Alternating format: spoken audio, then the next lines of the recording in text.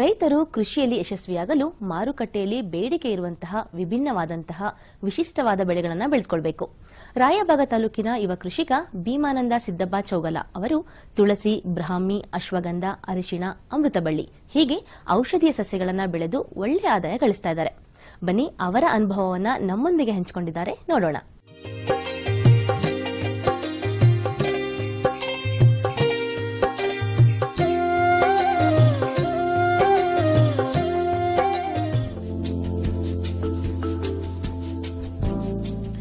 ಕೃಷಿಕರು ಮಾರುಕಟ್ಟೆಯ ಬೇಡಿಕೆಗೆ ಅನುಗುಣವಾಗಿ ವಿಧ ವಿಧವಾದ ಬೆಳೆಗಳನ್ನು ಬೆಳೆದಲ್ಲಿ ಆದಾಯ ಪಡೆಯಬಹುದು.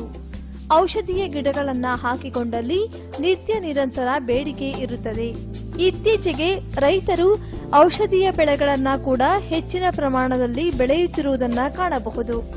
ಹುಬ್ಬಳ್ಳಿ ತಾಲೂಕು ಗಾಮನಗಟ್ಟಿಯ ರೈತರಾದ ಭೀಮಾನಂದ ಸಿದ್ದಪ್ಪ ಚೌಗಾಲ ಅವರು ಔಷಧೀಯ ಸಸ್ಯಗಳ ಕೃಷಿಯನ್ನ ಕೈಗೊಂಡಿದ್ದಾರೆ. ಪದವೀಧರರಾದ ಇವರದು 4 ಎಕರೆ ಜಮೀನು.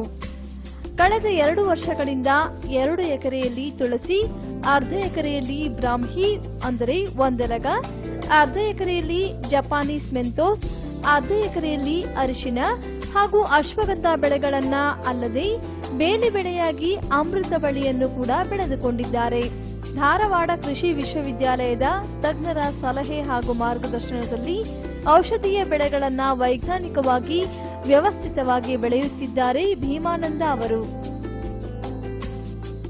ಆಲ್ ಓವರ್ ಕರ್ನಾಟಕ ಒಂದು 30-40 ಜನ ಫಾರ್ಮರ್ ವಿಸಿಟ್ ಮಾಡಿದೆ ನಾನು.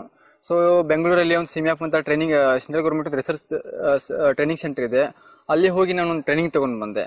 ಸೊ ಧಾರವಾಡ ಯೂನಿವರ್ಸಿಟಿಯಲ್ಲಿ ನಂಗೆ ಸಾಕಷ್ಟು ಸಪೋರ್ಟ್ ಮಾಡಿದ್ರು. ಹೊರಗಡೆ ಕೆಲವೊಂದು ಯೂನಿವರ್ಸಿಟಿ ಆಮೇಲೆ ಪ್ರಗತಿಪರ ರೈತರನ್ನು ಮೀಟ್ ಆಗಿ ಅದ್ರ ಜೊತೆ ಮಾಹಿತಿ ತಗೊಂಡು ಬಂದೆ ನಾನು. ಇಲ್ಲಿ ಸ್ಟಾರ್ಟಿಂಗ್ ನಾನು ಪ್ರಾರಂಭದಲ್ಲಿ ತುಳಸಿ ಆಯ್ಕೆ ಮಾಡ್ಕೊಂಡೆ ಬೆಳಿಲಿಕ್ಕೆ. ಅಂದ್ರೆ ತುಳಸಿ ಏನಾಗುತ್ತೆ, ಸ್ವಲ್ಪ ಈ ಔಷಧಿ ಸಸ್ಯಗಳಲ್ಲಿ ನಾವು ಯಾವುದೇ ಬೆಳೆದ್ರು ಇದರಲ್ಲಿ ರೋಗ ಬಾಧೆ ಒಂದು ಇರೋದಿಲ್ಲ, ಇದರಿಂದ ನಾವು ಯಾವುದೇ ರೀತಿ ತೊಂದರೆ ಅನುಭವಿಸೋದಿಲ್ಲ. ಇವರು ಸಾವಯವ ಕೃಷಿಗೆ ಹೆಚ್ಚು ಒತ್ತು ಕೊಟ್ಟಿರುವುದರಿಂದ ಭೂಮಿ ಸಿದ್ಧತೆಯ ಸಮಯದಲ್ಲಿ ಸಾವಯವ ಗೊಬ್ಬರಗಳನ್ನ ಮಣ್ಣಿಗೆ ಸೇರಿಸಿ ಈ ಔಷಧೀಯ ಸಸಿಗಳನ್ನ ನಾಟಿ ಮಾಡಿದ್ದಾರೆ. ಮಾರುಕಟ್ಟೆಯಲ್ಲಿ ಯಾವಾಗಲೂ ಬೇಡಿಕೆ ಇರುವ ತುಳಸಿಯನ್ನ ಹದವಾದ ಭೂಮಿಯಲ್ಲಿ ಸೂಕ್ತ ಅಂತರ ಕೊಟ್ಟು ಸಸಿ ನಾಟಿ ಮಾಡಿದ್ದಾರೆ. ತುಳಸಿ ಸಸಿಗಳನ್ನ ತಾವೇ ಸಸ್ಯೋತ್ಪಾದನೆ ಮಾಡಿಕೊಂಡು ಮುಖ್ಯ ಭೂಮಿಗೆ ನಾಟಿ ಮಾಡಿರುವ ಇವರು 2 ತಿಂಗಳಿಗೆ ಕಟಾವಿಗೆ ಬರುತ್ತದೆ ಎನ್ನುತ್ತಾರೆ ಭೀಮಾನಂದ. ಮೊದಲು ನಾವು ರೆಂಟಿ ಕೆಲಸ ಮಾಡ್ತೀವಿ. ಒಂದು ಎಂಟಿ ಇರ್ತಕ್ಕಂಥ ಒಂದು ಖಾಲಿ ಇರ್ತಕ್ಕಂಥ ಒಂದು ಸ್ಥಳನ ಟ್ರ್ಯಾಕ್ಟರ್ದಿಂದ ರೆಂಟಿ ಹೊಡೆದಿದ್ದೀವಿ. ಅದಾದ ಒಂದು 15 ಡೇಸ್ಗೆ ಏನು ಮಾಡ್ತೀವಿ ನಾವು, ಅದನ್ನ ಒಂದು ಟ್ರ್ಯಾಕ್ಟರಿಂದ ಸಗಣಿ ಗೊಬ್ಬರ ಕಾಂಪೋಸ್ಟ್ ಇದು ಮಾಡ್ತೀವಲ್ಲ, ಅದರಿಂದ 2 ಎಕರೆಗಿದೆ. 2 ಎಕರ್ದಲ್ಲಿ ಒಂದು 10 ಟ್ರ್ಯಾಕ್ಟರ್ ನಾವು ಸಗಣಿ ಗೊಬ್ಬರ ಹಾಕಿದ್ದೀವಿ. ಅದಾದ್ಮೇಲೆ ಹರಗಿದ್ದೀವಿ, ಅದನ್ನೆಲ್ಲ ಮಿಕ್ಸ್ ಮಾಡಲಿಕ್ಕೆ ರೋಟಾವೇಟರ್ ಮಿಕ್ಸ್ ಮಾಡ್ತೀವಿ. ಮಿಕ್ಸ್ ಮಾಡಿದ್ಮೇಲೆ ಏನಾಗುತ್ತೆ, ಇನ್ ಬಿಟ್ವೀನ್ ಏನು ಮಾಡಿದೆ ನಾನು, ಇದು ಲ್ಯಾಂಡ್ ಪ್ರಿಪರೇಷನ್ಗೆ 1 ಮಂತ್ ಟೈಮ್ ತಗೋಯ್ತು. ಇದರಲ್ಲಿ ಏನು ಮಾಡಿದೆ, ತುಳಸಿನ ನಾನು ಸೀಡ್ಸ್ ಹಾಕಿ ಪ್ಲಾಂಟ್ ರೆಡಿ ಮಾಡಿದೆ. ಅಷ್ಟರಲ್ಲಿ ಅದಕ್ಕೆ ಸಾಲ್ ಬಿಡ್ತೀವಿ ನಾವು. ನಾನು ಬಿಟ್ಟಿರೋದು 2.5 feet, ಒಂದು ಸಾಲಿಂದ ಇನ್ನೊಂದು ಸಾಲಿಗೆ 2.5 feet ಬಿಟ್ಟಿದ್ದೀನಿ. ಆಮೇಲೆ ಲ್ಯಾಂಡ್ ಪ್ರಿಪರೇಷನ್ ಆದಮೇಲೆ ರೀಪ್ಲಾಂಟೇಷನ್ ಮಾಡ್ತೀವಿ. ಅದನ್ನ ತಗೊಂಡು ಅದು 1 feet by 1 by 1 ಹಾಕಿದ್ದೀವಿ ನಾವು. ಅರೌಂಡು ನಮ್ದು 1 ಎಕರ್ಗೆ ಏನಾಗುತ್ತೆ ಪ್ಲಾಂಟೇಷನ್ 18,000 ತನಕ ಆಗುತ್ತೆ. 1 feet 2.5 feet ಆಮೇಲೆ 1 by 1 feet ಅಂದರೆ 18,000 ತನಕ ನಾವು ಪ್ಲಾಂಟೇಷನ್ ಮಾಡ್ತೀವಿ.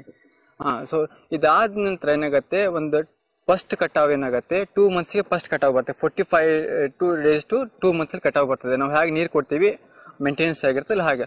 ಅದಾದ ಕಟಾವ್ ಮೇಲೆ ಏನಾಗುತ್ತೆ, ಫರ್ ಎಕರ್ಗೆ ಸ್ಟಾರ್ಟಿಂಗ್ ಏನಾಗುತ್ತೆ ಒಂದು 300 kg ಬರ್ತದೆ. ಫಸ್ಟ್ ಕಟಾವಲ್ಲ, ಜಾಸ್ತಿ ಬ್ರಾಂಚಸ್ ಬರೋದಿಲ್ಲ. ನಾವು ನೆಲ ಬಿಟ್ಟು 1 feet ಎತ್ತರಿಗೆ ನಾವು ಕಟ್ ಮಾಡ್ಬೇಕಾಗತ್ತೆ, ಅದನ್ನ ಕೊಯ್ಲು ಕಟಾವ್ ಮಾಡ್ಬೇಕಾಗತ್ತೆ.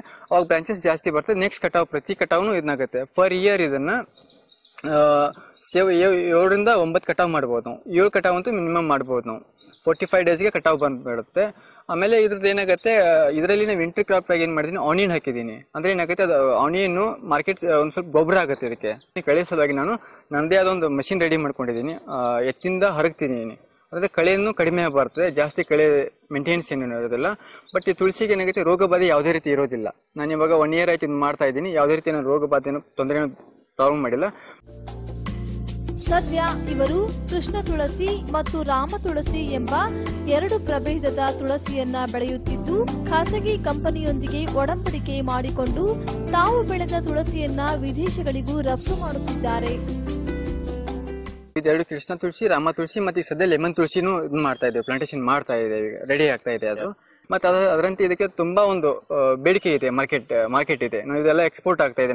ನಾವು ಮಾಡ್ತಾ ಇರೋದು ಮೆಡಿಸಿನ್ ಪ್ಲಾಂಟ್ ಎಲ್ಲ ಕೆನಡಾ, ಆಮೇಲೆ ಅಮೆರಿಕಾ, ಅದರ್ ಕಂಟ್ರಿಗೆ ಬೇರೆ ಬೇರೆ ಕಡೆನೂ ನಾವು ಹೋಗ್ತಾ ಇದೆ. ನಾವು ಬೆಂಗಳೂರಲ್ಲಿ ಒಂದು ಕಂಪ್ನಿ ಜೊತೆ ಟೈಪ್ ಆಗಿದೆ, ಅವ್ರು ಹೊರಗಡೆ ಇದನ್ನ ಮಾಡ್ತಾರೆ.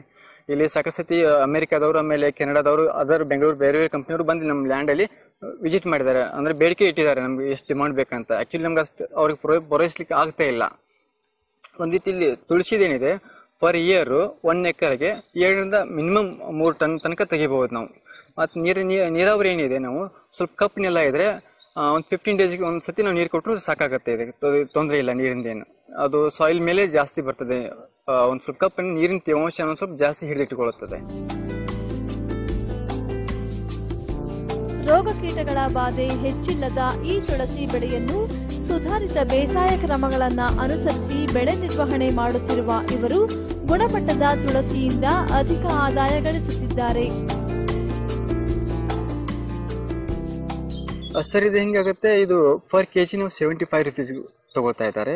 ಮಾರ್ಕೆಟ್ ಏನು ತೊಂದರೆ ಇಲ್ಲ. ಅವರು ಇಲ್ಲಿ ನಮ್ಮ ಲ್ಯಾಂಡಿಗೆ ಬಂದೇನೆ ಇದೆ ರೆಡಿ ಮಾಡ್ಕೊಂಡು ಇಲ್ಲಿಂದನೇ ನಾವು ಕಳಿಸ್ತೀವಿ. ಟ್ರಾನ್ಸ್ಪೋರ್ಟ್ ಏನು ತೊಂದರೆ ಇಲ್ಲ. ಮೇಂಟೆನೆನ್ಸ್ ಮೇಲೆ ಒಂದು 3 ಟನ್ ತನಕ ತಗೋಬಹುದು. ಅಂದ್ರೆ ಪರ್ ಕೆಜಿ ಟನ್ಗೆ 75,000 ರುಪೀಸ್ ಇದೆ. ಅಂದ್ರೆ 2 ಲ್ಯಾಕ್ ತನಕ 2,20,000 ತನಕ ತಗೋಬಹುದು. ಇದ್ರದ್ದು ಮೇಂಟೆನೆನ್ಸ್, ಲೇಬರ್ ಕಾಸ್ಟ್ ಎಲ್ಲ ಏನಿದೆ ನಮ್ ಡಿಫೆಂಟ್ ಲೇಬರ್ ಮೇಲೇನು ಬರ್ತದೆ. ನಮ್ಮ ಮೇಂಟೆನೆನ್ಸ್ ಮೇಲೆ ಒಂದು ಪರ್ ಎಕರ್ ಒಂದು 30,000 ನಾವು ತೆಗಿಬಹುದು ಪರ್ ಇಯರ್ ಕಟಾವ್ ಮಾಡ್ಲಿಕ್ಕೆ, ಮೇಂಟೆನೆನ್ಸ್ ಮಾಡ್ಲಿಕ್ಕೆ ಅಂತ. ಸ್ಟಾರ್ಟಿಂಗ್ ಇಂದ ನನಗೆ ಒಂದು 3-4 ಕಂಪ್ನಿ ಅಷ್ಟೇ ಇದ್ವಿ. ಬಟ್ ನಾನು ಬೆಳೀತಾ ಏನಾಗುತ್ತೆ, ಕೆಲವೊಂದು ನೆಟ್ವರ್ಕ್ ಹೇಗೆ ನಾನು ಬೆಳೀತಾ ಇದೀನಿ ಅಂತ ಗೊತ್ತಾದಾಗ ಕೆಲವೊಂದು ಕಂಪ್ನಿಯವ್ರು ಅವರಾಗೆ ಬಂದು ಇಲ್ಲಿ ನಮಗೆ ಅಪ್ರೋಚ್ ಮಾಡ್ತಾ ಇದ್ದಾರೆ, ಬೆಳೀರಿ ನಾವು ತಗೊಳ್ತೀವಿ ಅಂತ. ಸೊ ನಾನು ಸಾಕಷ್ಟು ಜನ ಫಾರ್ಮರ್ಗೆ ಇದನ್ನ ಮಾಡ್ತಾ ಇದ್ದೀನಿ, ಗೈಡೆನ್ಸ್ ಮಾಡ್ತಾ ಇದ್ದೀನಿ. ತುಂಬಾ ಮಾರ್ಕೆಟ್ ಇದೆ, ಇದನ್ನ ಬೆಳೆದ್ರೆ ನೀವು ಅಗ್ರಿಮೆಂಟು ಇರ್ತದೆ, ಏನು ತೊಂದರೆ ಇಲ್ಲ, ನೀವು ಪರಿಸ್ಥಿತಿ ತಗೊಳ್ಬಹುದು ಅಂತ. ಒಂದು ಫಿಕ್ಸ್ಡ್ ಒಂದು ಏನಾಗುತ್ತೆ, ಒಂದು ಅಗ್ರಿಮೆಂಟ್ ಪ್ರಕಾರ ಅಥವಾ ಒಂದು ಫಿಕ್ಸ್ಡ್ ಪ್ರೈಸ್ ಇರ್ತದೆ. ಅವಾಗ ಇವಾಗ ನಮ್ಗೆ ರೇಟ್ ಇಲ್ಲ ಅಂತ ಇಟ್ಟು ಇದು ಕೆಡೋದಿಲ್ಲ. ಇದು ಅವಶ್ಯಕತೆ ಇದೆ, ತುಂಬಾ ಡಿಮಾಂಡ್ ಇದೆ. ಇದು ಮಾರ್ಕೆಟ್ ನಾವು ಇದ್ದರಿಗೆ ಬಂದು ತಗೊಂಡು ಹೋಗ್ತಾರೆ, ಏನು ತೊಂದರೆ ಇಲ್ಲ. 1,50,000ದಿಂದ 1,80,000 ತನಕ ನಾವು ನಿವ್ವಳ ಆದಾಯ ತಗೋಬಹುದು.